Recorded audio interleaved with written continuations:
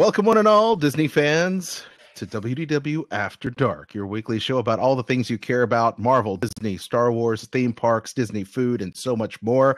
My name is Al John Go, joined with host Mr. Eric Allen. We're going to get into the meat and potatoes of the show momentarily, but really quick, let's say this: let's go Predators. In NHL. Eric, Viva Nash Vegas! Thank you very much.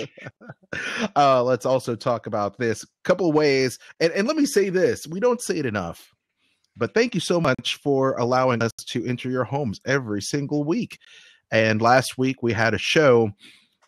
Kristen and Jeff had a really great show. They had such a great show that Blab cut them off, and I wasn't able to get the audio or the video up until like yesterday. So actually there's been a whole bunch of little weird glitches, but Blab is still a great platform, and we do this every single Tuesday night on blab.im. Just follow us on Twitter at WDW After Dark to know when we get a chance to go live, which we do every single week.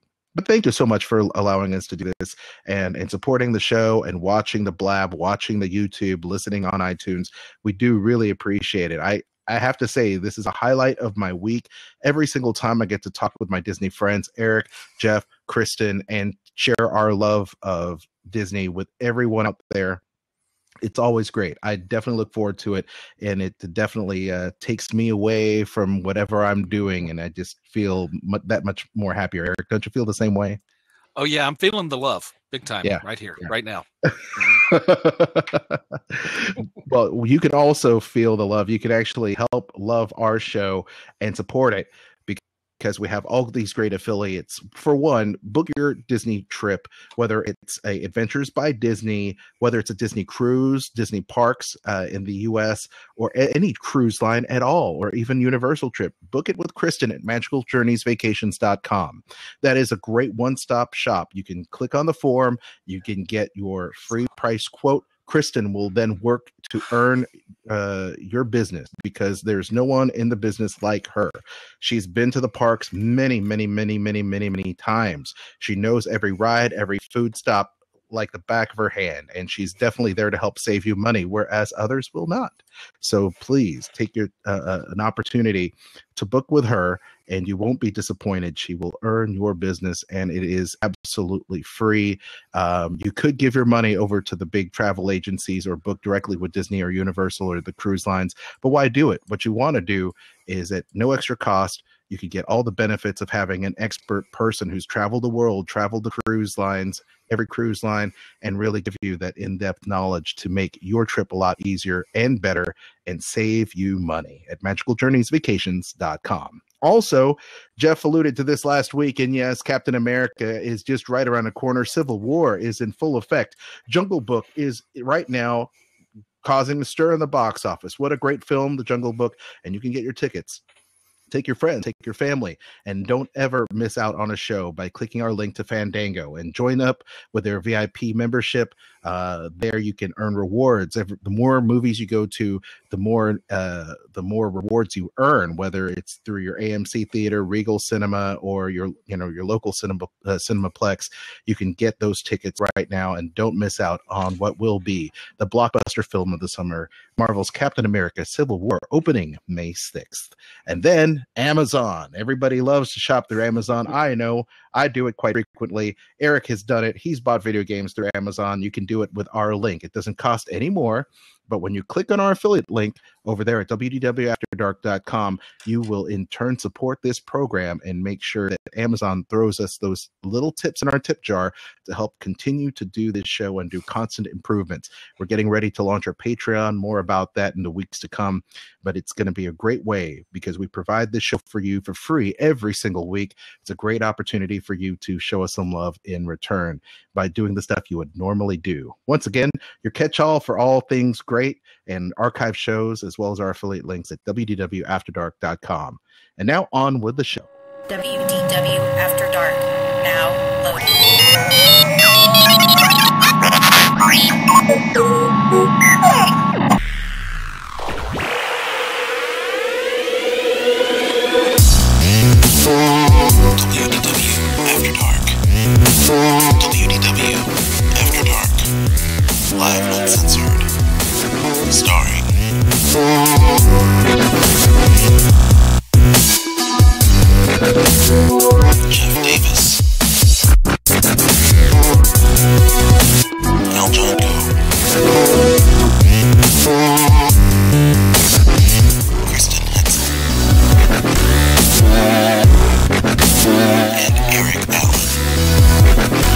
WDW After Dark is live and uncensored. Call the hotline at 410-98-WDW-AD. Follow us on Facebook at WDW After Dark Webcast and Twitter at WDW After Dark. Headline news: Disney food, video games, Marvel and Star Wars. WDW After Dark. Live and uncensored. And now prepare yourself for WDW After Dark. Al John here alongside Mr. Eric Allen. I am a lifelong Disney fan. I am here co-hosted by the host of the Sorcom Review on Sorcerer Radio, also co-host of Mighty Marvel Geeks, another great podcast on the Weeby Geeks network of podcasts, Mr. Eric Allen. How are you, sir? I am good. And you got to say it more back to the Mighty Marvel Geeks. I leave that to you because you're the voice guy for that. Mighty Marvel Geeks. Meanwhile, at Mighty Marvel Geeks. Meanwhile, at the above-ground underwater suborbital volcano lair. That's right. That's right. But once again, great shows you guys have been having. Marvel's Agents of S.H.I.E.L.D. is getting ready to wrap up in a big way. Yeah. So many great shows on the horizon. We're going to talk about that. We've got Disney Park news on deck today. We've got Tables in Wonderland. We have Mother's Day right around the corner. We have Star Wars discussion and big things going on with Marvel as well, and as it pertains to TV, not just movies, but TV. Mm-hmm. And we'll also open the floor for questions should you have any toward the end of the program as well. We had a big discussion topic that we're going to table until next week. Hopefully all four of us, Jeff and Kristen included, will join in on this discussion. Eric, you want to tell people what we're going to talk about next week? What we're going to talk about next week is things that never happened. This will be our top 5 list for the week. It'll be top 5 ideas that never really panned out at Disney. Yes. So yes, definitely. Resorts, attractions, of course, pavilions at Epcot, that sort of thing. So it's just things that were once on the drawing board, but for one reason or another, and let's be honest, most of these reasons probably involve dollar signs, but for whatever reason, they never did come to fruition. Sometimes it's a tremendous missed opportunity. Sometimes it's kind of like you just got to be thankful for unanswered prayers. Just saying. Yes. Yes, definitely. And these are not attractions that have left the parks. No. Like, for example, at Walt Disney World, Mr. Toad's Wild Ride or World of Motion or something like that. We're not talking about that, or Body Wars. We're not talking about those attractions. We're talking about concepts, things that didn't get off the ground for whatever reason. And there is a huge list of them. And when doing the research for that topic, I think there are so many great things I think we can all decide on that and prioritize as missed opportunities. And even then, with a lot of these concepts that didn't make it to the parks and resorts like they were originally planned, elements have been here because Disney never throws away ideas. If we, much like yeah, Lucasfilm. pretty much. So even if you have, like, say, a concept for a gasoline-powered turtleneck sweater, okay, they are going to hold on to that idea. They're going to put it on a shelf, and you never know, 10, 20, even 30 years down the line, they'll go, well, a gasoline-powered turtleneck sweater would go really well right in here. Oh, whoa, we have ideas for that. Let me grab them off this shelf. I have to blow the dust off of it, but it's here. Indeed. So we're going to discuss that next week. I will allow our audience to marinate on that fact because I would love to have people call in and blab in and join in on this discussion because I want to know what concepts you've heard about or what concepts we're discussing that intrigue you the most. And maybe one day, you never know, Disney might pull this. Beastly Kingdom. You never know. You never know. Beastly Kingdom. How about this? Before we get into the news of the week, the headline news, we've had issues with Blab and our podcast. I urge everyone to refresh their podcatchers. I just put up last week's show recently. The video is on YouTube. The podcast is up with Kristen and Jeff talking about their show, the different things in the park, that the attractions they would want to spend the night in, I guess, if they were locked into an attraction overnight, which is a very intriguing topic, mind you. And also the fact that Kristen can outdrink Jeff, apparently, according to Kristen. I don't know if that's going to happen. Oh, or now not. that sounds like But challenge did you hear accepted that? right there. Look, I feel that, Jeff and I threw down a few years ago at parks. I think that's something that's got to be video documented. Yeah, we threw down a few years ago when we went to the parks, and William Hershey, former host of the show, actually joined in on this, and a bunch of the After Dark viewers joined in. One of these days, my goal, all right, is to have all four of us there at the park with all of our friends, all of you all watching at some point, to join us for a meetup with our Disney friends and fellow podcasters. But I'm sure we could throw down. I am sure we can throw down. But that'll be something we can definitely talk about in future episodes. So who do you think would win, chat room, in a drink off between Kristen and Jeff? Feel free to vote in the chat room. I would like to see some results here by the end of the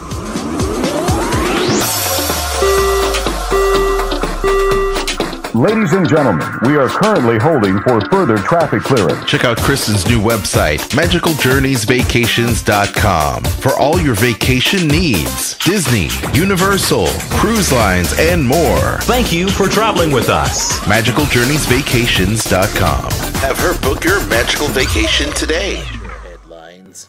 WDW After Dark presents Disney Headline News.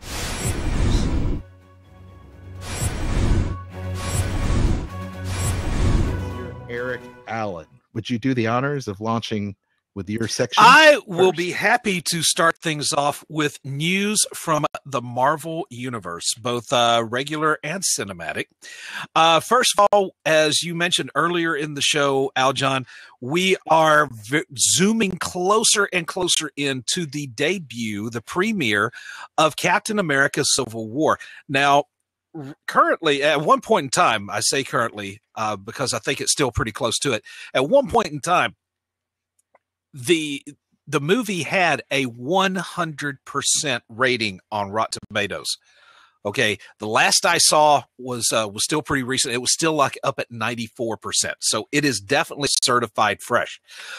Critics have been loving it, and apparently the powers that be out there, according to the Hollywood Reporter, are saying that you're going to love it too, because they believe that Captain America Civil War is tracking for a domestic opening, these 50 United States, 175 million plus opening weekend. And opening weekend is May 6th. By the way, that is amazing. That is amazing. Kristen, some people get them on Amazon. Hey, hint, hint, nudge, nudge. Shameless plug for $200. Yeah, I mean, some people are even saying that it could approach 200 million. Think about this, 200 million. Now, some movies, I'm not going to mention names, Fantastic Four, didn't make much more than that their entire run. So you're thinking some movies don't even get what they're predicting this movie to bring in just one weekend. Now, if tracking is correct, this is set to score the 5th best opening of all time, if not better. Now, to date, the top 4 belong to Star Wars: The Force Awakens with 248 million, Jurassic World, 208 million, the first Avengers movie at 207 million, and Avengers: Age of Ultron at 191 million.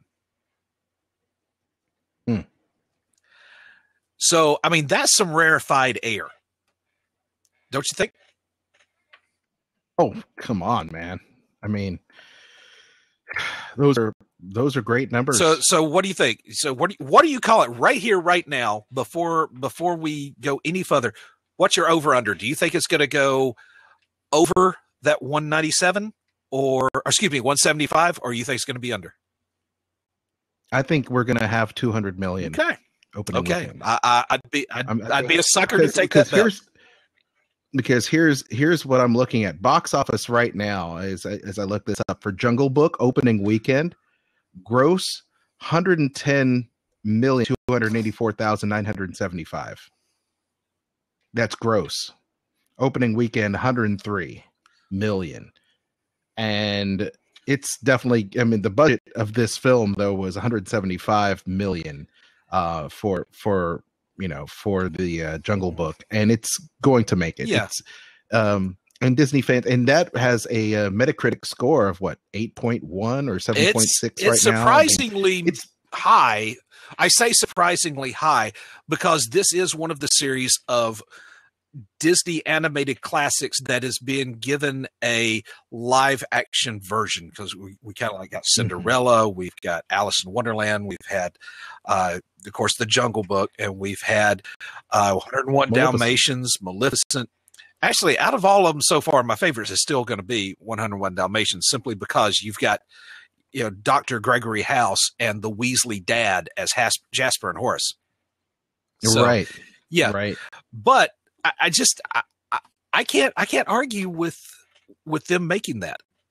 I really can't. I can't go under on that. No, I they recently had the press screenings not too long ago. I couldn't attend, and Chris and I could not attend, but everyone is raving about how good this film is. And that is just great quality on behalf of the Russo brothers. It's great quality on behalf of the cast. Pixar, Disney, Marvel, Star Wars, they're shooting on all cylinders here, folks. And, Disney is primed for world domination. And we have said, we have talked about in Mighty Marvel Geeks about, one the critic reports in particular says people are going to forget about Batman versus Superman once this movie comes out. What movie is that? Exactly. I mean, I don't want to be ripping on the distinguished competition, but this is going to be the hero versus hero movie of the year. I do believe.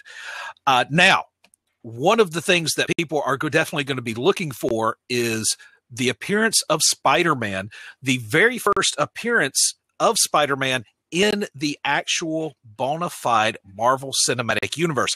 Now, for those of you who don't know what we're talking about, this is the Marvel Cinematic Universe is the collection of motion pictures that have pretty much been done by Marvel Studios.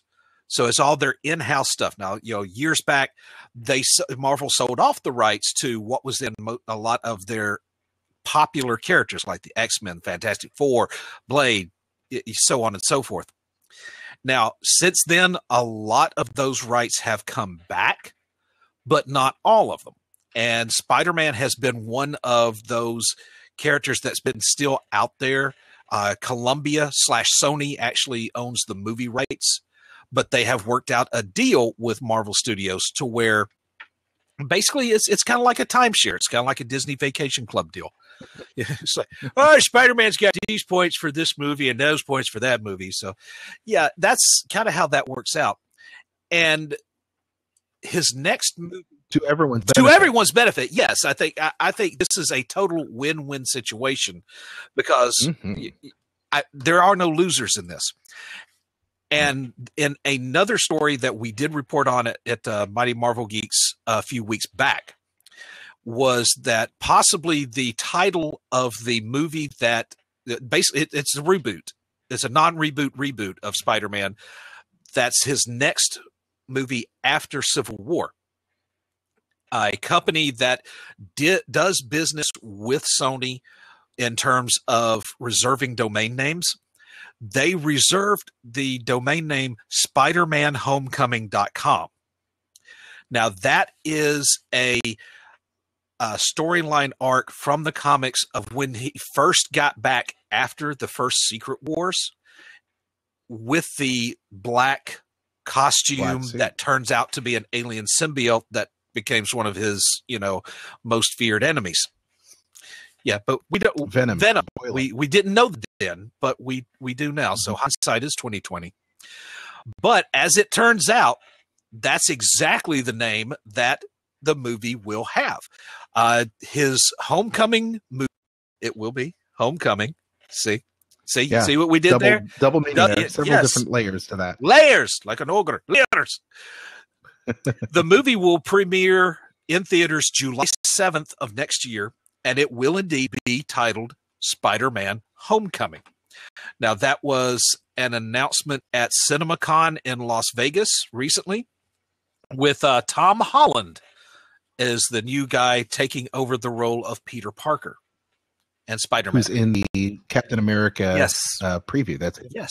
Yep. That's the one. He has 2 words. He has 2 words more in that trailer than Mark Hamill did in all of Star Wars Episode 7. Spoiler. For those of you who haven't made it to the frickin' theater since December or haven't bought the Blu-ray,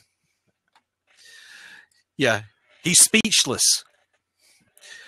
But if you cannot wait that long, or if you don't want to go to the theater, I don't know why, there is a new show that has been greenlit for the smaller screen, and that is Cloak and Dagger. Now, this has been greenlit as coming to ABC Freeform. Is it ABC Freeform or is it just Freeform Network? It's just Freeform. Okay, just Freeform, a member of the ABC family of networks. Okay, formerly ABC family. It's kind of like Prince. The station formerly known as ABC Family has greenlit this show for its fall season. Now, for those of you who don't know who these characters are, they are teenagers who were experimented on and given powers of light and darkness. Dagger is a girl named Tandy. She has the power to throw daggers of light and also has some healing powers as well. Cloak, of course, is a guy by the name of Tyrone.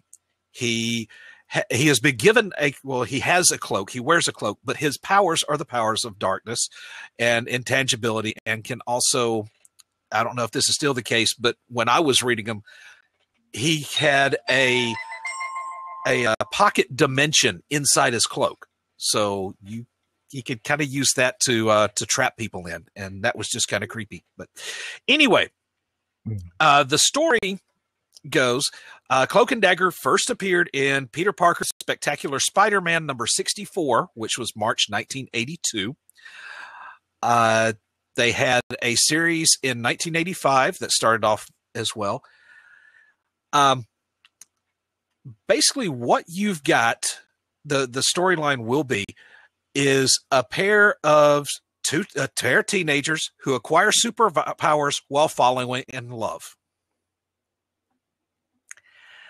I gotta admit, I have a bad feeling about this. Okay, why is that? Because, it is not, let me make clear, it is not because it's a show about 2 teenagers falling in love while getting superpowers. It is not that this is an interracial relationship. It is because, quite frankly, of the station, of the network. Because I would hate for this TV series, because I would love to see Cloak and Dagger. I think it's a great concept. I think it's a great pair of characters to use. But there's part of me that is terrified this is going to turn out to be nothing more than a teenage soap opera. Then Pretty Little Liars is what you're saying. You said it. I didn't. Yeah. Well, I mean, let's. Okay, wait. Continue. I'm going to try to keep an open mind during this process. I have not seen any kind of screen tests. I have not seen any kind of promo reel or anything like that. All I have seen is the story announcement, the press release. Mm-hmm. So I am basing this purely on the fact that it's on the station formerly known as ABC Family. That is not to say, they can surprise me, they can prove me wrong, and I hope that they do. But there is part of me that's saying this is Super Little Liars made over. Right. Well, I will say that I am a little bit more enthusiastic maybe than others, because I have been, and Kristen and I have been a ABC Family watcher for quite some time. Steve Sanders, sometimes correspondent for us, has did the same thing. I'm a little bit more pragmatic about it. You know, they have had a lot of groundbreaking series. The Fosters, we've had Becoming Us. There was a great show, 9 Lives of Chloe King, that I liked a lot. Switched at Birth, which is great. Twisted, Young and Hungry, Shadow Hunters, of course, Pretty Little Liars. You know, those type of shows have been around. And Shadow Hunters, I think, is a great show. You know, much like the WB type of superhero type of movies. So I feel that, you know, where the WB is doing really well in terms of the young adult audience that they're shooting for with Arrow, as well as their target demographic. Also with the likes of The Flash and stuff like that, Legends of Tomorrow. I believe that there is that hope, that chance, that, you know, yes, there may be elements of that. I think the character drama, I think, is something that even Agents of S.H.I.E.L.D. has done to a certain degree. But I understand you don't necessarily want it to become, you know, Beverly Hills 90210 powers. And that is what is concerning me, is raising the red flags. Again, right. They can prove me wrong, and I will happily admit if I'm wrong about this show. Mm-hmm. Because I want this show to succeed. I do. Yeah. But it is being co-produced by ABC Signature Studios as well as Marvel Studios. So at the helm, there will be that tie-in to the Marvel Cinematic Universe, which is good. Mm-hmm. And I can only hope that, and this is something we haven't seen on the Netflix series and the Agents of S.H.I.E.L.D., we haven't seen a lot of interaction between those characters in the TV or Netflix universes.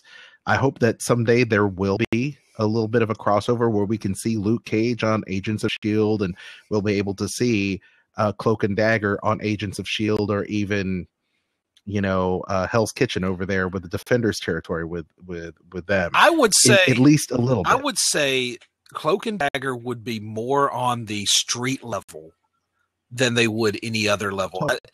Just because, well, I think they actually have teamed up in the comics before with some of those characters. Oh, yeah. So it's not outside the realm of possibility. I would love to see it. I would love to see exactly what you have described. You know, Luke Cage or Iron Fist. Clark Gregg, the guy who plays Phil Coulson on Agents of S.H.I.E.L.D., is a huge Iron Fist fan. And he has asked to play a cameo, at least a cameo, to have a part in this series. Now, how cool would it be to have Agent Phil Coulson trying to recruit Danny Rand?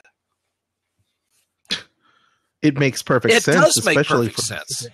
The Secret Warrior storyline that's happening at Agents of S.H.I.E.L.D. now. I know we could go down the rabbit hole very easily regarding this, but I can simply say that I am hopeful. This is part of a multi-quadrant attack, and this is marketing terms. I hate to use that, but for Marvel to get with the cinematic universe, all of the great fans with great mighty Avengers yumminess, right?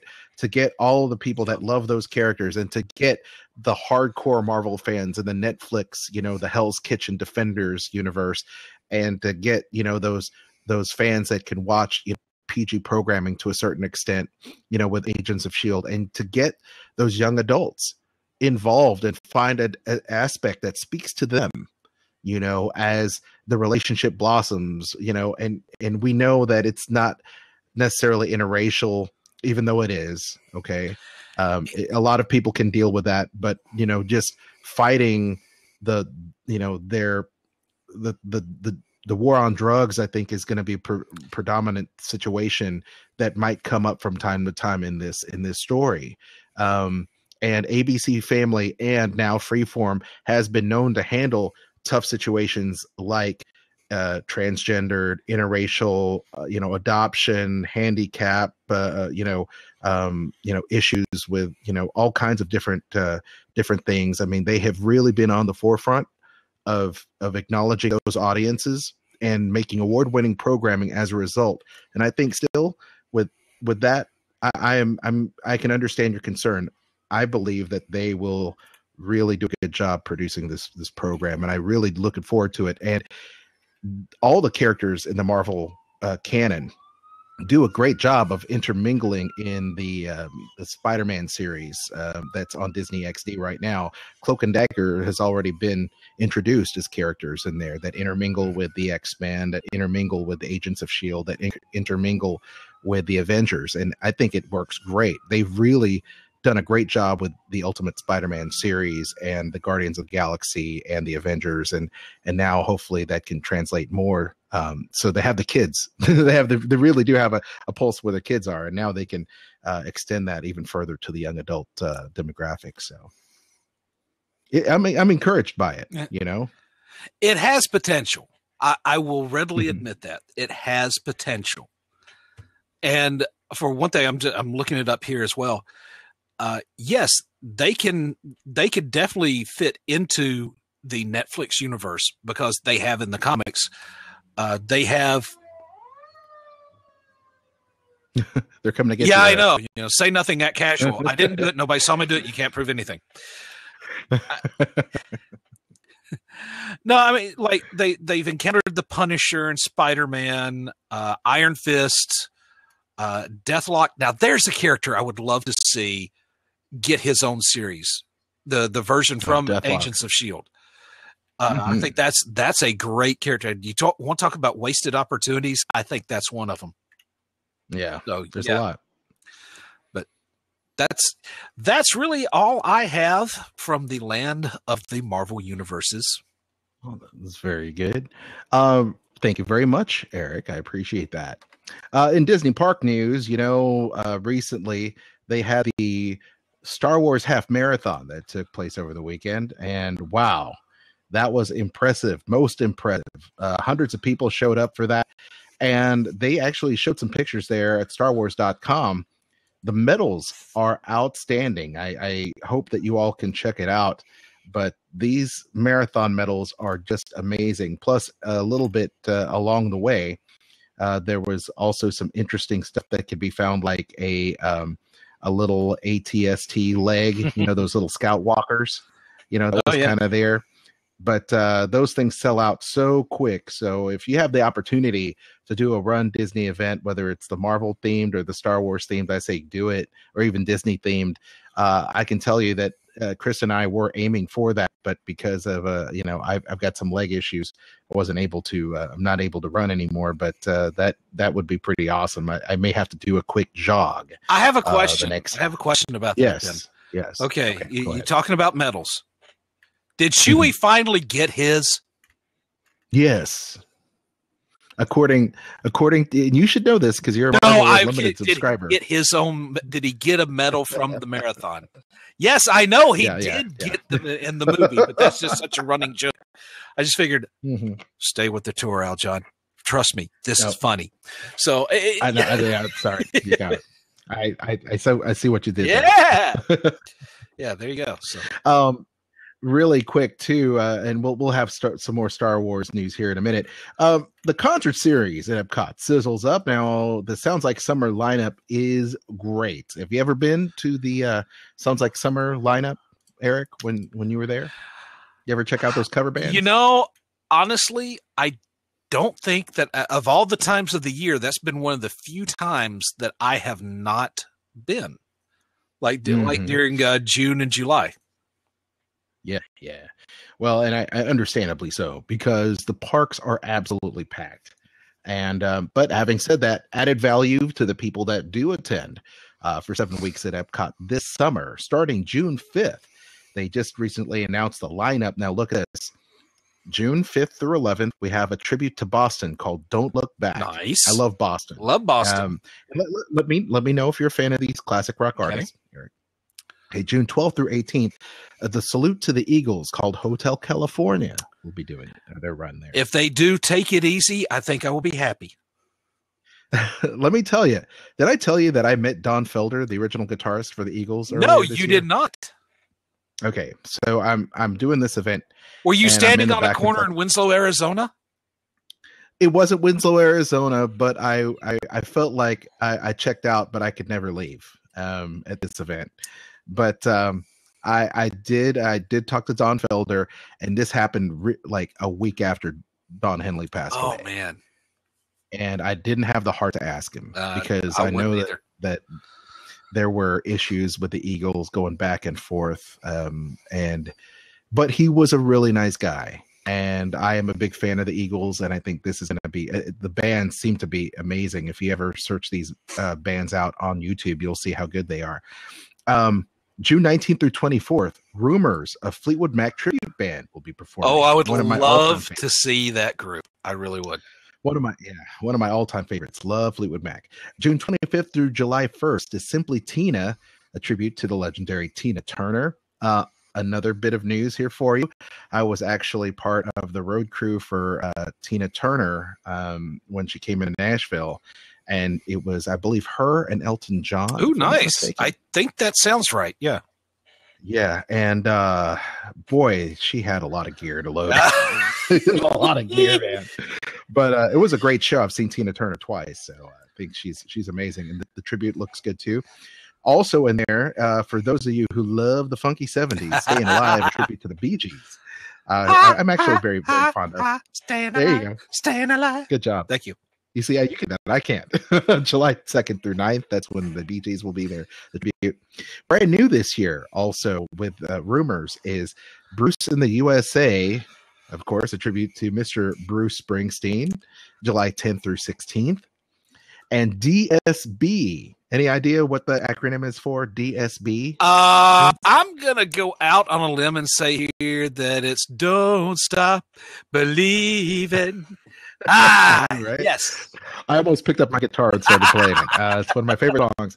So Don't Stop Believing, a tribute to Journey, will be taking stage. And those guys are great. July 17th through 23rd. The singer doesn't have like a big honker like Steve Perry. Yeah, that's him. I don't think so. I mean, I was part of the generation that first discovered MTV back when the M stood for music and they actually played music videos. So unfortunately it was my grandmother that first got the cable TV. So when we were over there, I would be sitting in front of the TV and watching that. And I've been hearing Journey and all these other bands on the radio, of course. But when I first saw my first Journey video, I was kind of like, these are the guys. Is when I truly understood the phrase "a face for radio." Oh my! And I live that phrase every single day. That's all I'm saying. Oh, wow, Eric, I identify with Steve Honker Perry. So yeah. Well, anyway, those bands are great. You can check out the entire list there at JediMouseketeer.com, my website. But performances, of course, are included with the regular Epcot admission. Showtimes are 5:30, 6:45, and 8 p.m. daily. And please check out those cover bands. Always a treat to see live music in parks, especially those done with such care and attention to detail as these tribute bands. Oh, yeah. And they're very, very good. So please check them out. Now, Animal Kingdom theme park transitions from day into night park with enhanced entertainment and extended hours. Nightfall brings more mystery and majesty to Disney's Animal Kingdom theme park as guests discover rich new experiences under the stars, whether riding Kilimanjaro safaris at sunset, which is amazing. Simba One, Frolicking- I can't see you. Turn on your headlights. I love that. Thank you. It's almost on cue. Or rollicking around on Cali River Rapids Twilight, or dancing along the African performers in Harambe. Guests at Disney's Animal Kingdom can enjoy the park's captivating new vibe and tone as it expands its offerings with extended hours and enhanced entertainment. So we have the Tree of Life Awakens. It'll undergo extraordinary awakenings throughout the evening, such as animal spirits brought to life by magical fireflies we've been talking about on the show. High-tech projections and nature scenes take on a magical quality as they appear to dramatically emanate from the Tree of Life. That's going to be interesting to see, because it would seem that they have been working towards this with their projection shows on the castle, and just because you don't want to spook the animals while you're there. So that's why you don't have the fireworks show. And so just imagine how, with all those animals that are carved into the trunk of the Tree of Life, and you have the projection that says, okay, well, here's the tiger. And all of a sudden the tiger starts, turns into color and starts moving around. That, I get chill bumps just thinking about that. That is going to be awesome. Yeah, I agree. Cannot wait. Saw some of the preliminary work at D23. Looking forward to seeing the complete show. Of course, one of my favorites, Kilimanjaro Safaris, taking a page out of our book with Kilimanjaro Safari After Dark. And each evening, the popular safari daytime experience is going to be artfully bathed in glow of the sunset, with special lighting allowing guests to explore this attraction well into the night. During the expedition, guests can now encounter nighttime behavior of the wildlife and better tune to the vocalization of animals. Plus, there are 2 new species to discover: African wild dogs and hyenas. I've got a friend, Kristen had alluded to in the last podcast, Jess, who is a vet taking care of the animals there at Animal Kingdom, and they have been getting used to the nighttime now for many months. So that should be pretty cool. So looking forward to that. Of course, Discovery Island Carnival will be there as well. The spirit community of Discovery Island has come together to celebrate their love of the natural world with Discovery Island Carnival. And this nightly experience will captivate guests with lively music, jubilant dance, vibrant costumes, stilt walkers, tasty culinary creations, winding from one end of the island to the other. Why do they always have to put in tasty culinary creation? I mean, things like, yummy. It's like, of course they're going to be yummy. It's the sizzle on the copy. Are you ever going to put out something? Well, this tastes like absolute crap, but we're going to spring it out anyway because they're paying $79.99 for the special after hours event. Where am I now? Go ahead.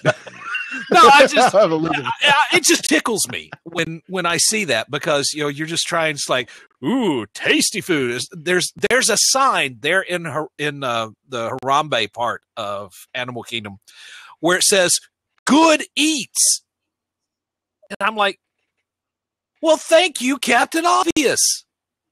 Are you going to put something up there going "Bad Eats"? Oh, that's going to bring people in, isn't it? I know, right? It's like, yeah, better than average treats. Yeah, better than average treats. Better than Ezra treats. Nicole Coffin had mentioned in the chat room, a friend in entertainment said she was scheduled for Mickey's Jam and Jungle Parade tonight for a media event. I can that. Yeah, how interesting. Yeah.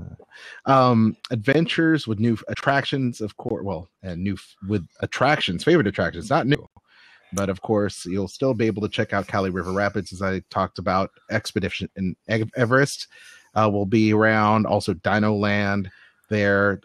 So all those attractions will still be open. Plus, of course, Rivers of Light. The nighttime will grow more magical with the premiere of the magical nighttime jewel Rivers of Light. This musical experience, currently in development with a premiere date to be announced soon, will celebrate the magic of aminals. Aminals. I was just wondering if we can come into the woods and see some animals. I know. Every time I see animals, I want to say aminals. Humans and the natural world with a blend of performers, floating lanterns, and theatrical animal imagery.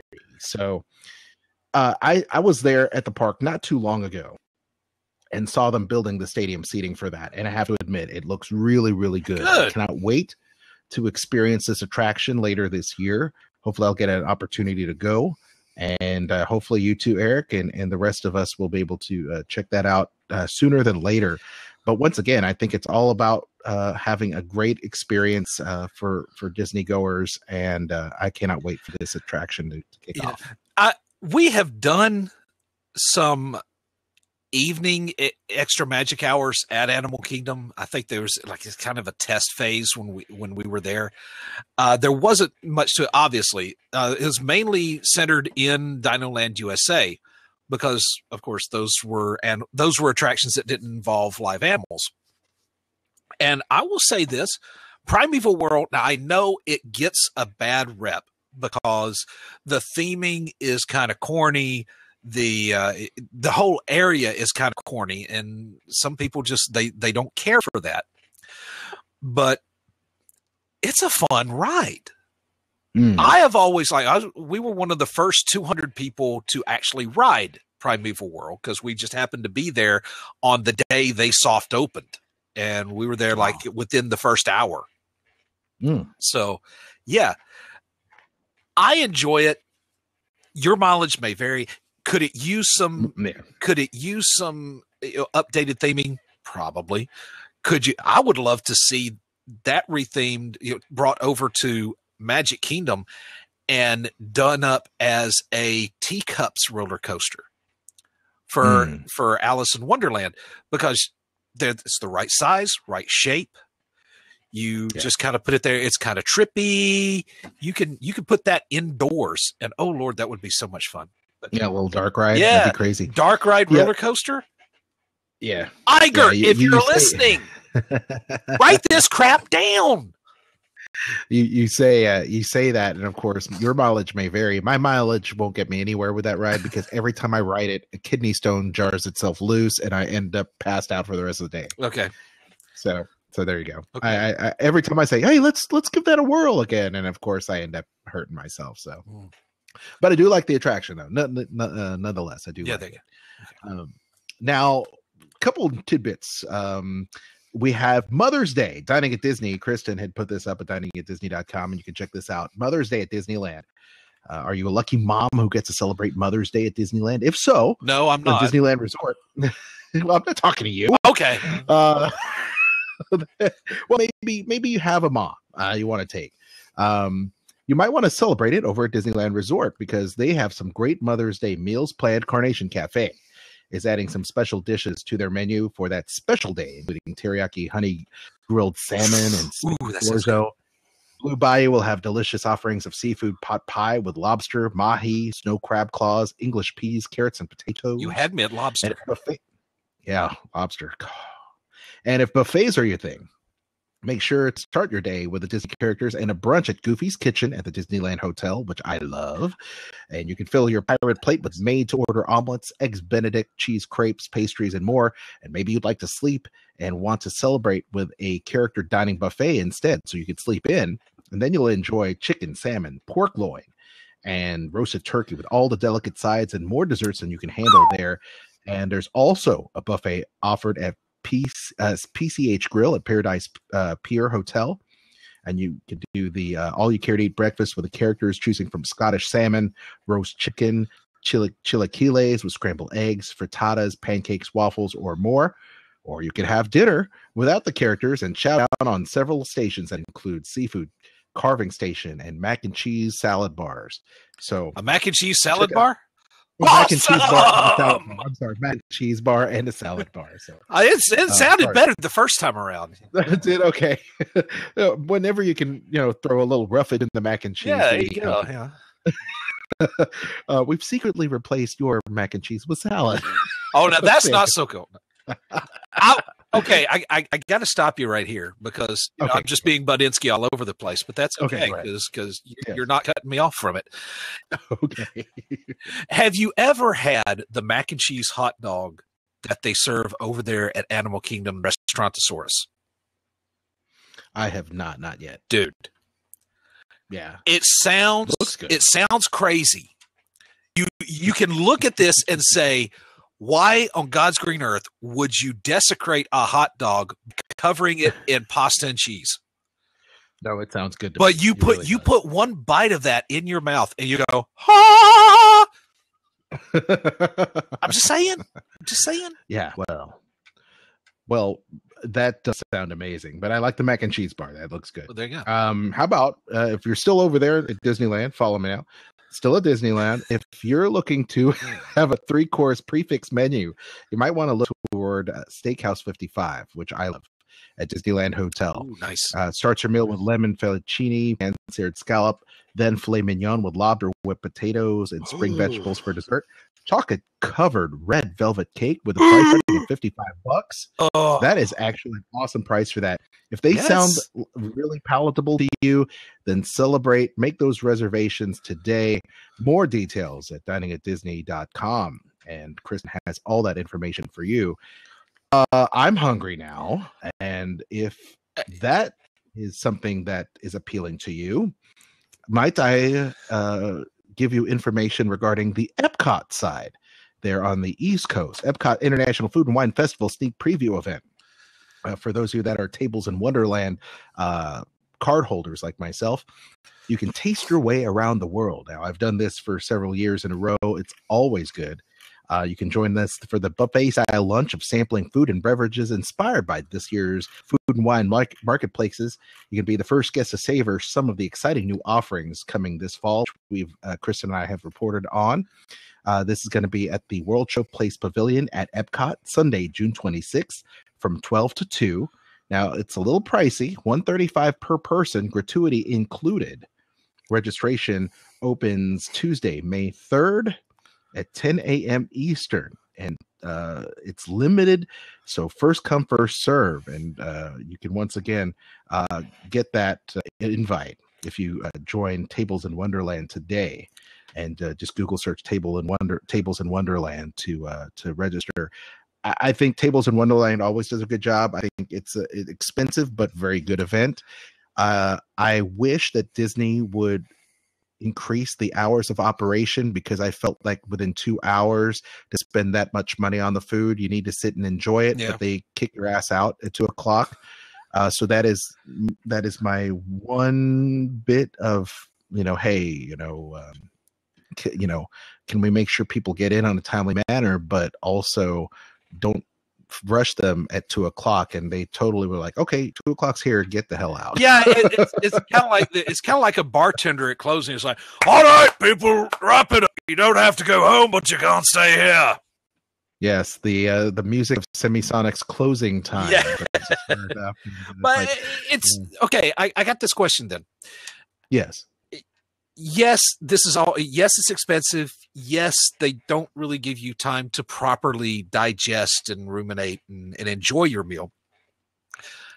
How quickly do you think this is going to sell out anyway? Oh, it's going to sell out. I know, but how quickly do you think? I mean, on a scale of 1 to 10, 1 being, 5 or 6 hours, 10 being Jimmy Buffett.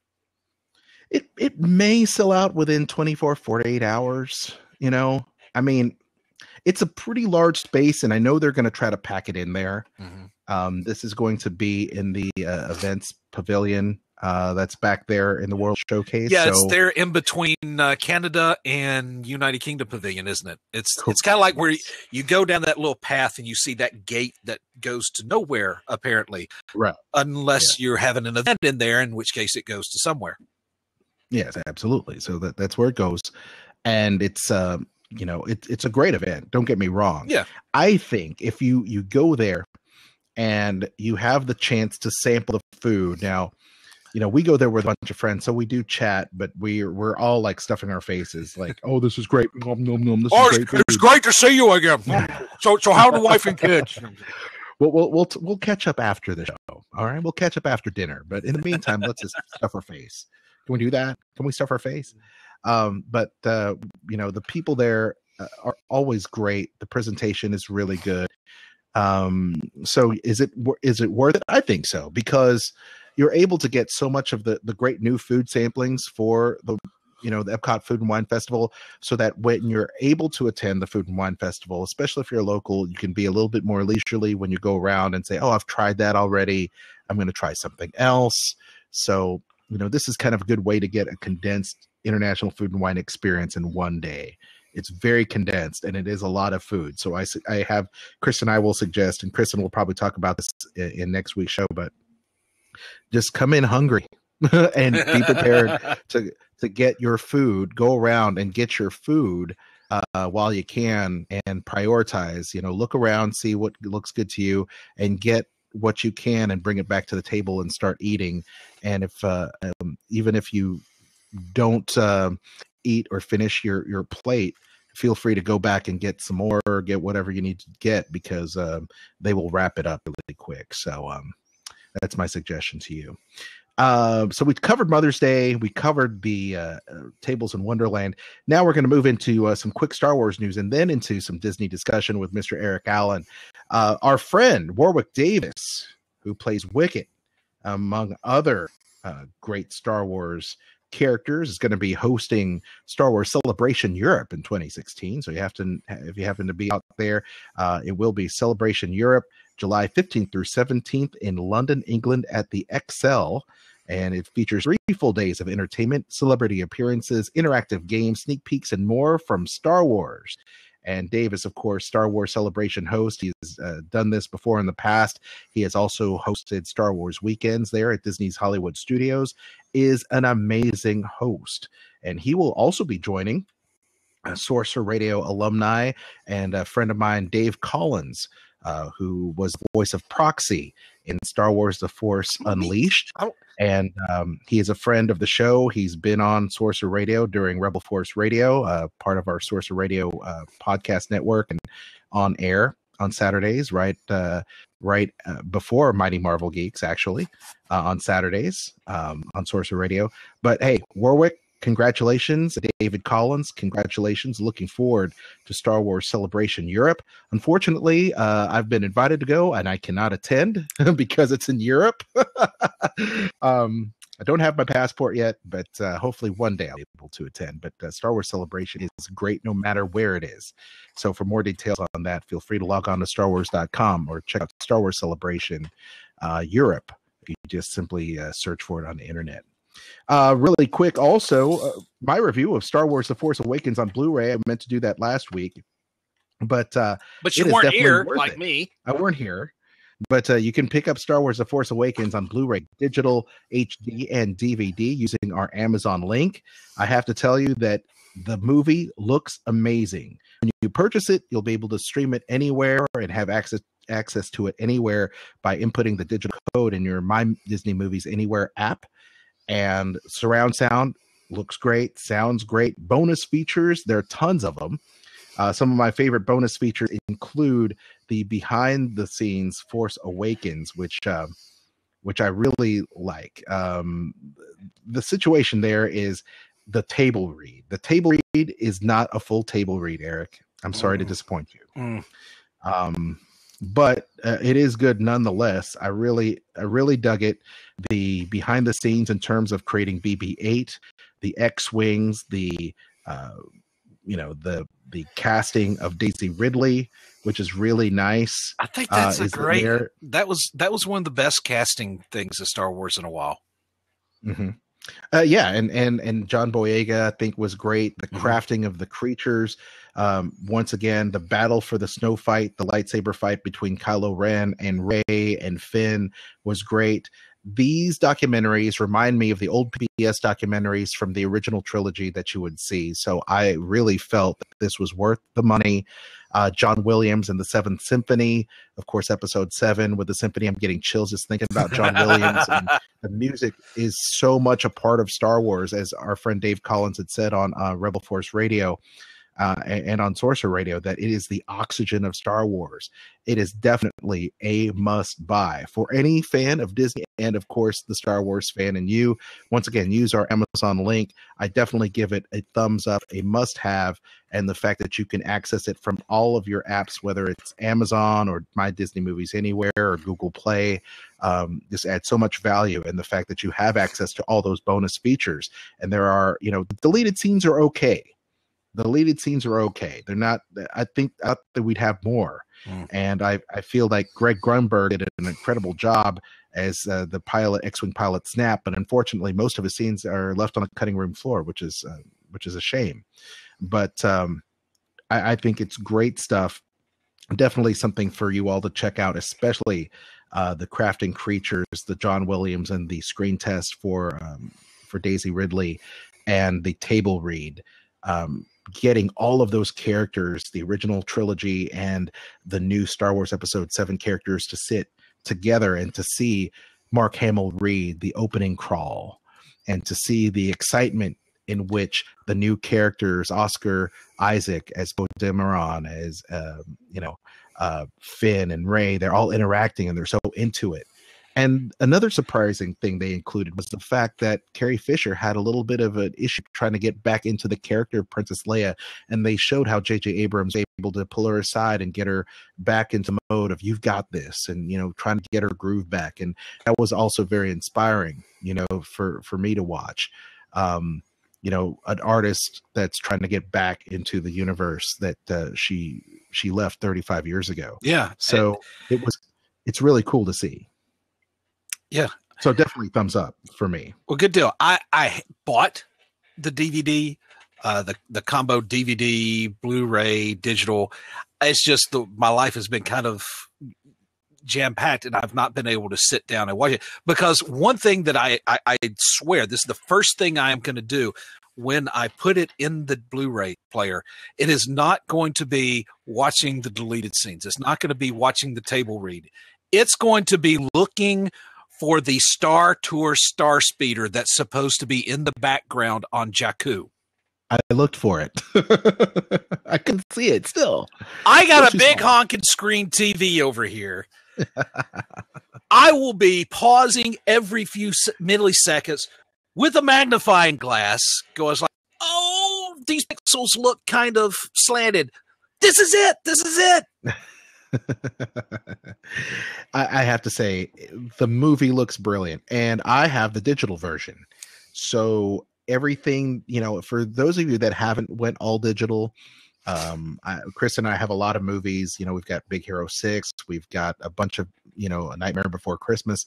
It's all digital.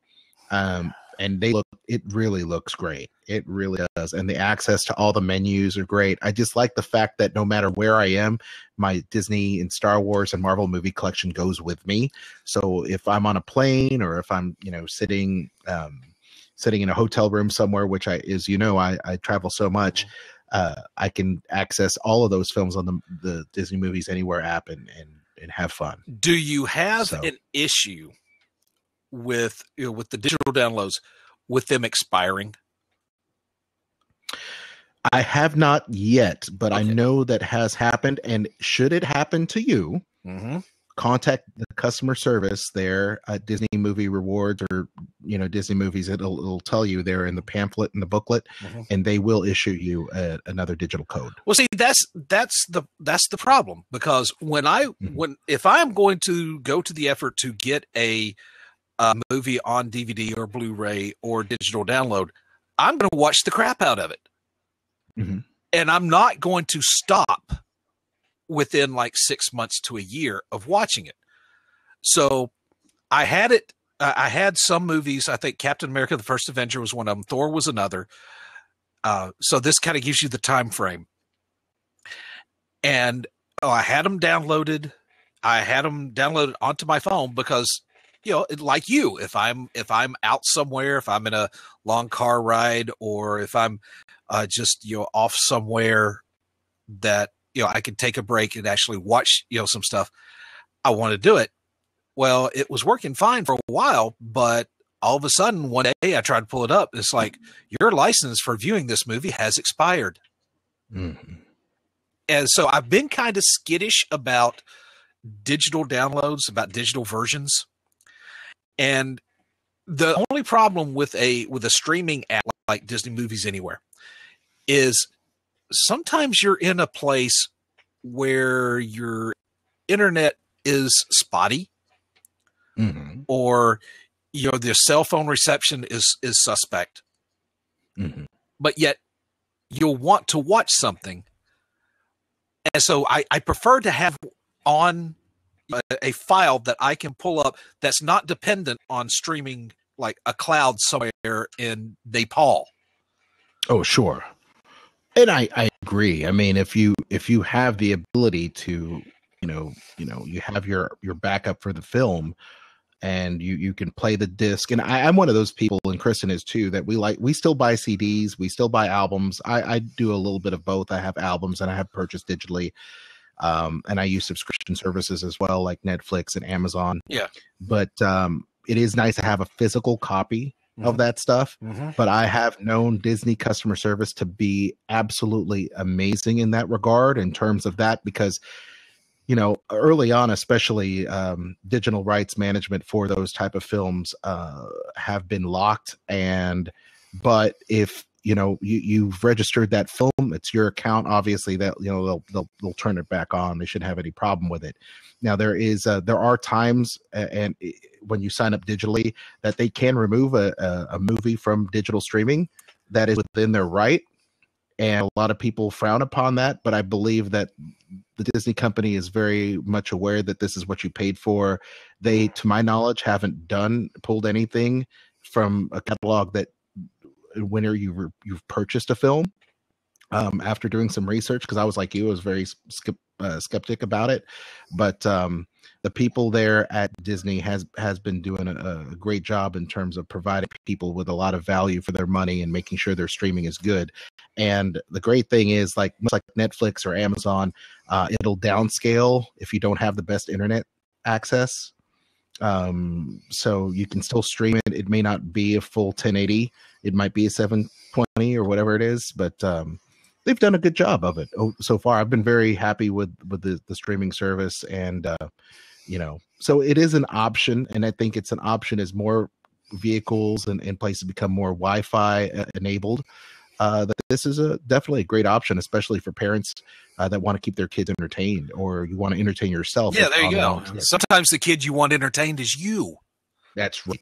And I want entertainment all the time. So I just wanted to throw that in. WDW After Dark presents Disney Discussion, a roundtable panel.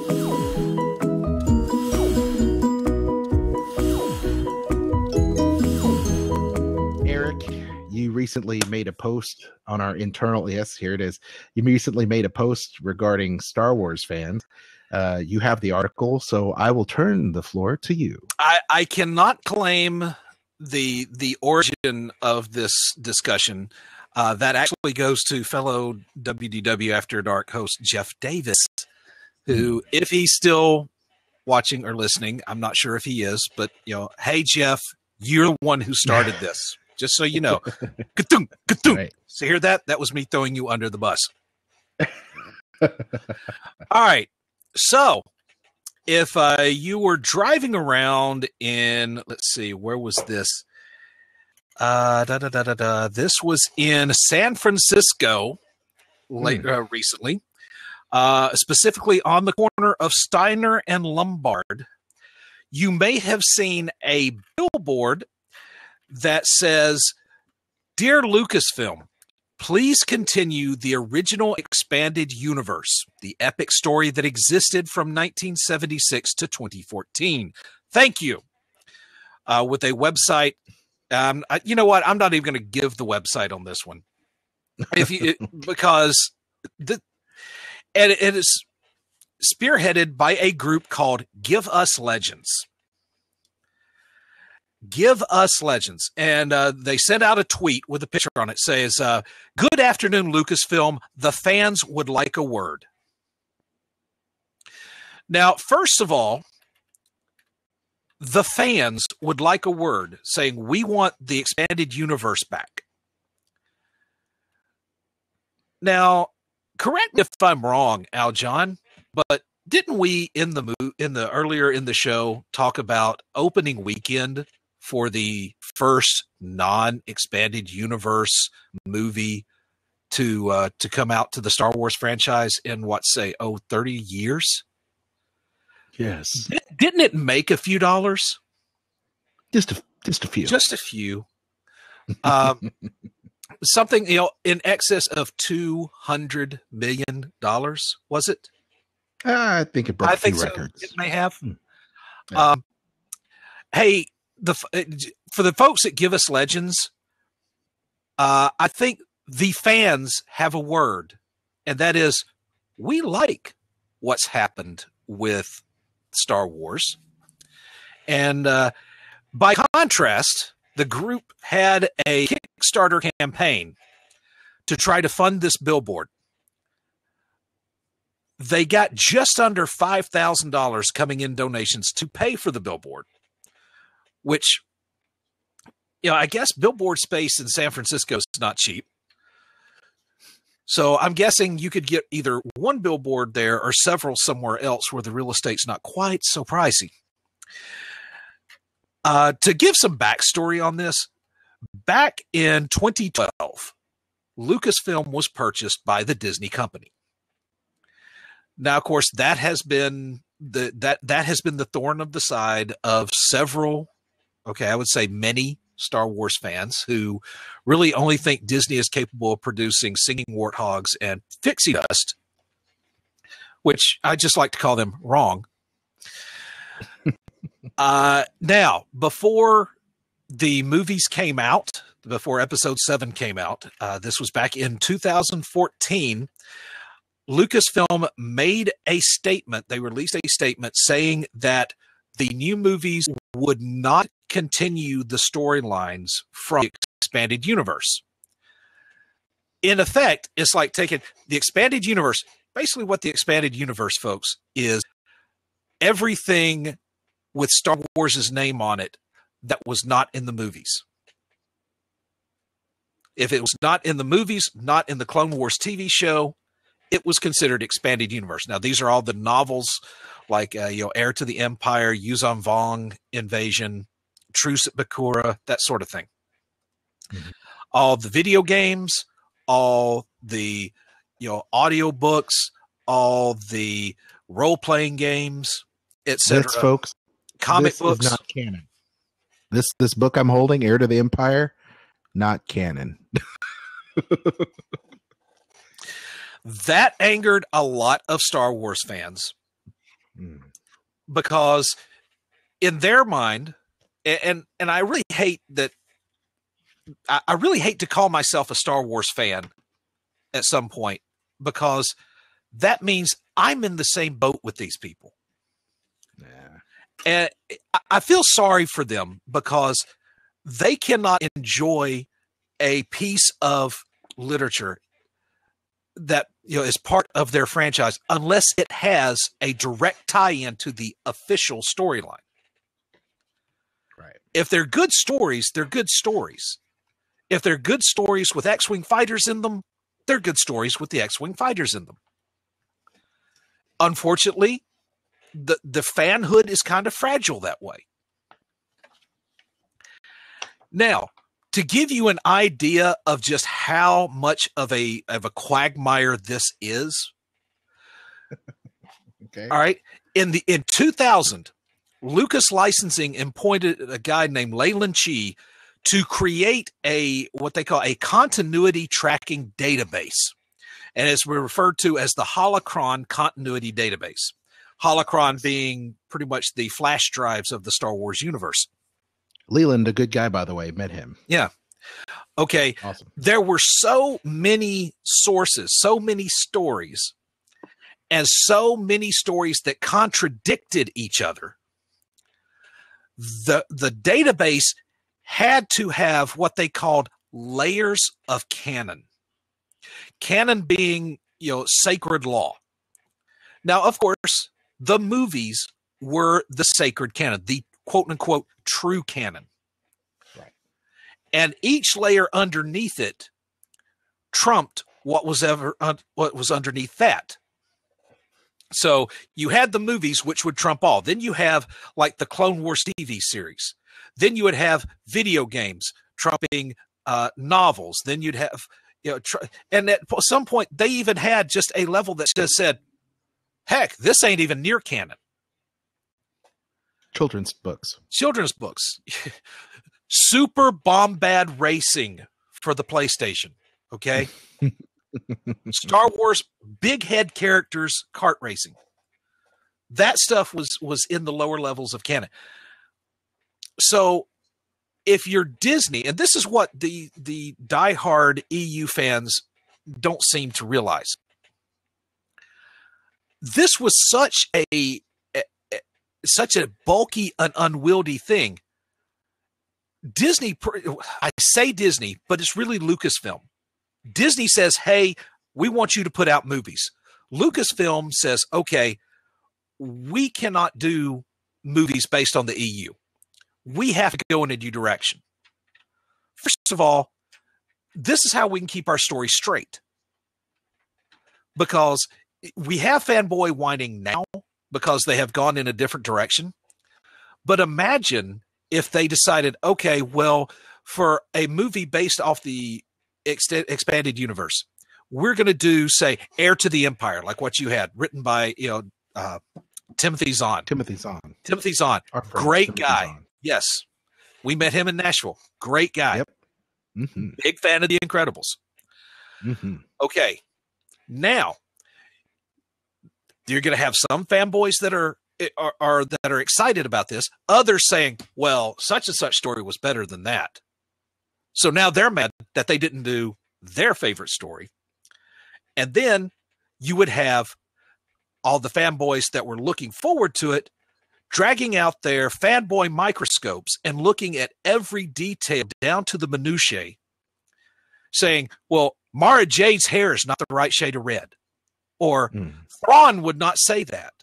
Or this did not take place there. So you are so locked into trying to recreate every minute detail from books that fanboys have read dozens of times a piece. Right. If you think there's whining now, there would be tons more whining if they had. So Lucasfilm is really in a no-win situation. They are not going to please the entire fan base. So they do what they think is best. And they say, look, we know you love these stories.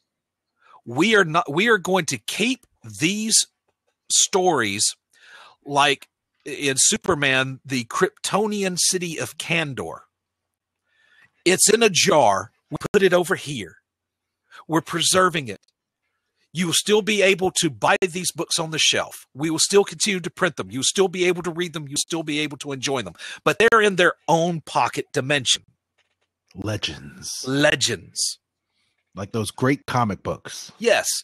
Which, this is the part that just blows my mind about it, because you have some fans who are not just fans of Star Wars. They're also fans of like Marvel and DC, the comic books, where this kind of stuff happens all the time. Try being a Star Trek fan. I know. And Star Trek is another one. Yeah. But, oh my God, they are messing with our beloved Star Wars. No.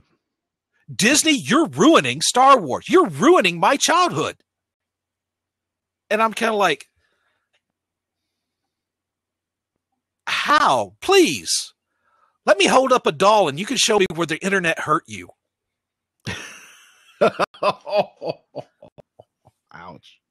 Ouch. Yes, this is a fragile, and I am a Star Wars fan. Do not get me wrong. I will argue and I will rant and I will rave just basically like I'm doing now, I'm sure. If it is, but at the end of the day, I realize this is a work of fiction. If my favorite character dies, and case in point, Chewbacca dies in the expanded universe. Mm. And people got upset like you would not believe. But now, Chewie's back. And people are upset. And I'm just kind of like, I'm just kind of like, why do you people want Chewie dead so bad? Yeah. Are you a Wookiee phobe or something? I'm just saying, let the Wookiee live, man. Of course, now the smuggler's dead. Oh, sorry, spoiler alert. Spoiler. Yeah, Han Skewer. So, but here's the thing that I think most of these fanboys, the other thing that most of these fanboys are not getting. Mm-hmm. In the same statement that Lucasfilm released, saying that the new storylines would deviate from the expanded universe, it also says that those who are currently working on creating content for the new timeline, the material from the expanded universe is available to them to incorporate as they see fit. Right, and they have. So they have. Now, and what again, on Mighty Marvel Geeks, we had the opportunity to interview Jason Aaron, who is the writer for the current Star Wars comic book series for Marvel. And we asked him point blank about that. We said, yes, this is our understanding. Is that correct? He says, yes. I said, how free are you to bring stuff in? Because I had a character from the old Star Wars comic books I requested to bring in, Crimson Jack. He was a space pirate. He and his crew had taken over a Star Destroyer. They were great. So he says, we can do it, but, and this is the great part here, it has to be approved by the Lucasfilm Story Group. Right. The Lucasfilm Story Group, which, by the way, is made up of all Lucasfilm employees, not Disney. That is a stipulation that I think is going unnoticed. Granted, because Disney owns the company, you could make the argument they are ultimately Disney employees, but they work for Lucasfilm, not for the Walt Disney Company itself. And a lot of them were grandfathered in as George Lucas hired them initially. Yes. So basically, you now have the story group doing what a story group should have done from the beginning. But although, granted, in the beginning, you didn't know all this was going to happen. You didn't know it was going to be this big. Oh, no. So, who knew? George didn't even know it was going to be this big. So this is where you start with a fresh slate. Brilliance on their part, because they don't have to worry about contradicting other stuff. And now you have a continuity panel, a story group, who can keep all these things straight. So like say, let's take Jason Aaron again for an example. If he's writing a story arc for the comics, and he wants to bring in Grand Admiral Thrawn, the main villain from this Heir to the Empire trilogy, he can do that provided the story group lets him. But now that the story group's involved and they have to give the approval, you can keep better track. It's like, well, Thrawn is in here, so he can't be in here or here. Of course, there's also a question of whether or not he's going to be in Rogue One or he's going to be in Rebels. There's a trajectory. There is a trajectory. Mm-hmm. So there is a greater effort to maintain continuity, so you don't wind up with 6 different levels of canon to where well, this trumps this and this trumps that. So you just have one story, one continuity, one canon. Now I ask you, is that so bad? I don't think so. You don't think so? I don't think so. I would say most of the people that went to see episode 7 in theaters and who bought the DVD/Blu-ray/digital download, I think they would agree. Yeah. Dollars don't lie. Dollars do not lie. You get $5,000 for a billboard versus $248 million for opening weekend to go see a movie. Right. The fans have given a word, and that word is buzz off. Yeah. And hardcore fans have also given the word because they are eating up new comics from Marvel and the new books as quickly as they can release them. Yes. They are doing great stories at Marvel. They're doing great stories with the books, and everything is building upon each other. And I still go back and I read those old Dark Horse comics if I want. I have them all. Because I've I'm like you. I've got all kinds of apps to read all that stuff now. If you have the Marvel Unlimited app, and I've said this before, I think you were the one that told me about this. Yes. Marvel Unlimited is basically the Netflix of Marvel comic books. And all of the Star Wars comic books are on there. So, yeah. Well, I appreciate that. I don't know. You're not going to please it, no matter what aspect of fan community you belong to, whether it's Doctor Who, whether it's Disney, whether it's Pixar, Muppets, Marvel, Star Wars, Walking Dead, Firefly, the list goes on and on. It doesn't matter. Whedon Universe, Buffy the Vampire Slayer, it doesn't matter. Whatever fandom you belong to, you're not going to please everyone. That is the truth. No. Because everyone is different. Fact of the matter is that there is something about that franchise that you love.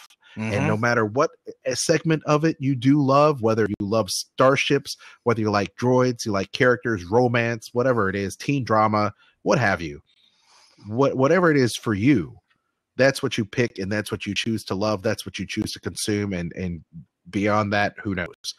But to bring back something, it's a moot point, people. It really is a moot point. There is still, that canon has not been destroyed. They're not literally taking every digital and physical copy and burning it to the ground. No, this is not a ban. It still says, that lives off into an alternate universe. How many alternate universes have we explored in Marvel? How many different universes have we explored in terms of Star Trek? How many different universes have we explored in Doctor Who?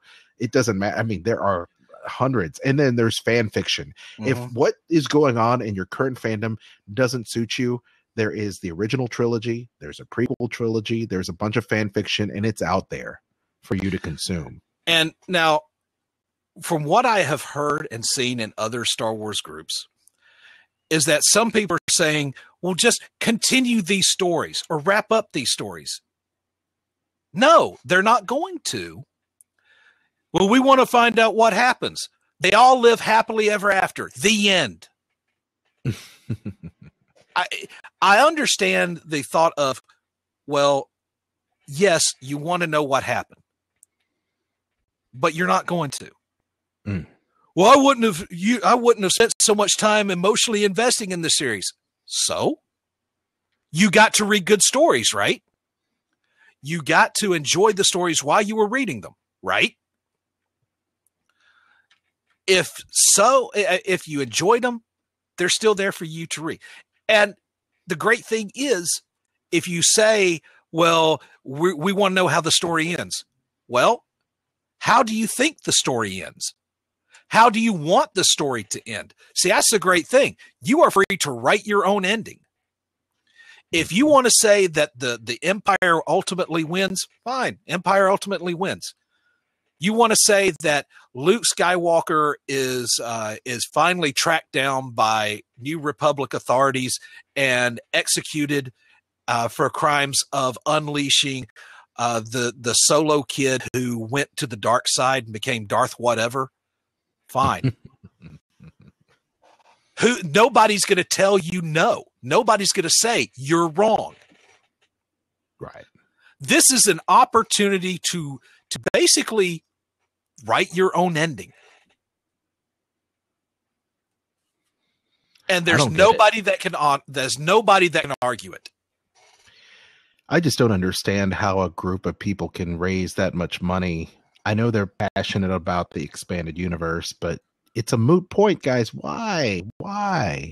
Give me $5,000. I'm going to put it to something else. Yeah, but please put the money to St. Jude's or something to help kids. Give it to the 501st to continue visiting sick kids in hospitals. Don't put up a stupid billboard. I mean, this is ridiculous. This is like Don Quixote charging at windmills, thinking they're dragons.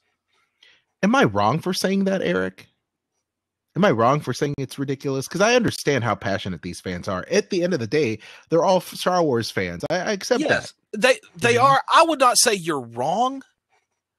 I'm saying this is a futile gesture.